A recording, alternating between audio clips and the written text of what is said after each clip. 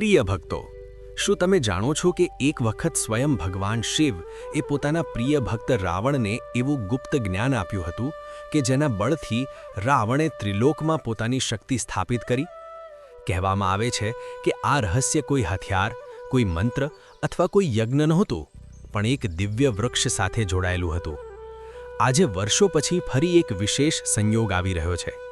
હોળીના પાવન દિવસે એવું કહેવાય છે કે પ્રકૃતિની ઊર્જા 7 ગણું વધી જાય છે, અને જે વ્યક્તિ આ દિવસે સાચી શ્રદ્ધાથી કેટલાક પવિત્ર વૃક્ષોને સ્પર્શ કરે છે, તેના જીવનમાં અટકેલી પ્રગતિ ફરી શરૂ થાય છે. પણ સાવધાન, આ કોઈ ટોણા ટોટકા કે ચમત્કારની વાત નથી.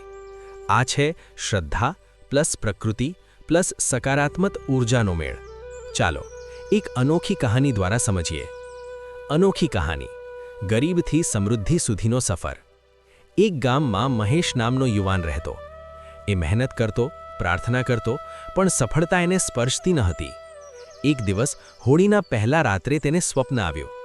સ્વપ્નમાં એક અજાણી અવાજ બોલ્યો, હોળીના દિવસે પ્રકૃતિ જાગે છે, વૃક્ષોમાં દેવત્વ સક્રિય થાય છે.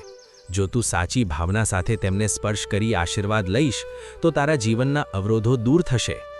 સવાર થઈ. હોળીનો દિવસ હતો. મહેશે સ્નાન કર્યું, સ્વચ્છ વસ્ત્ર પહેર્યા અને ગામની બહાર આવેલા પવિત્ર વૃક્ષો તરફ ચાલ્યો. 1. બિલ્વ વૃક્ષ. સૌપ્રથમ તે પહોંચ્યો બિલ્વ વૃક્ષ પાસે, જે ભગવાન શિવને અત્યંત પ્રિય માનવામાં આવે છે. મહેશે હાથ જોડ્યા અને મનમાં બોલ્યો, હે મહાદેવ, મને શક્તિ આપો. જેમ જ તેણે પાનને સ્પર્શ્યું, એના મનમાં અદ્ભુત શાંતિ ઉતરી ગઈ. 2. શમી વૃક્ષ. પછી તે ગયો શમી વૃક્ષ પાસે. શમીને વિજય અને રક્ષણનું પ્રતીક માનવામાં આવે છે. તેને સ્પર્શ કરતાં જ એને અંદરથી વિશ્વાસનો સંચાર થયો. એને સમજાયું, સમસ્યા મોટી નથી, મારો ડર મોટો છે. 3. પીપળા વૃક્ષ. પછી તે બેઠો પીપળા નીચે, જેને શ્રીમદ ભગવદ્ ગીતામાં શ્રી કૃષ્ણે કહ્યું, વૃક્ષોમાં હું પીપળો છું. મહેશે આંખ બંધ કરી ઓમ નમઃ શિવાયનો જાપ કર્યો. મનમાં ક્લેરિટી આવી, નવા વિચાર જન્મ્યા. 4. પારિજાત. આગળ તેને પારિજાત વૃક્ષને પ્રણામ કર્યો. સમુદ્ર મંથનમાંથી પ્રગટ થયેલું આ વૃક્ષ અને સાથે જ પ્રગટ થયેલી માતા લક્ષ્મીની કૃપા યાદ કરી.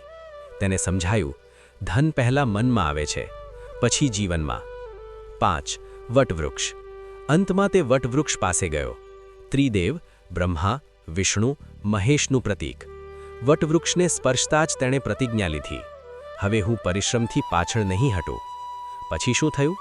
મિત્રો, આ દિવસે કોઈ ચમત્કાર નહીં થયો, સોનું વરસ્યું નહીં, પણ મહેશના વિચાર બદલાઈ ગયા.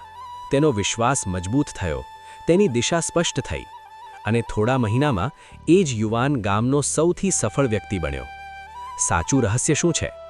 વૃક્ષો પાસે જાદુ નથી, પણ ઊર્જા છે.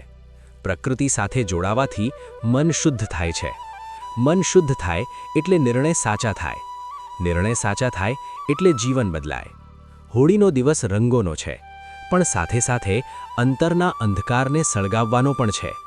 જો તમે પણ આ વખતે શ્રદ્ધાથી, સકારાત્મક મનથી કોઈ પવિત્ર વૃક્ષને પ્રણામ કરશો, તો કદાચ તમારું ભાગ્ય પણ બદલાવાની શરૂઆત કરી દે. પણ યાદ રાખો, ફળ હંમેશા શ્રદ્ધા પ્લસ સચ્ચાઈ પ્લસ મહેનતથી મળે છે. જો તમને આવી આધ્યાત્મિક અને પ્રેરણાદાયક કહાનીઓ ગમે તો લખો જય મહાદેવ અને જણાવો તમારું શુભ નામ.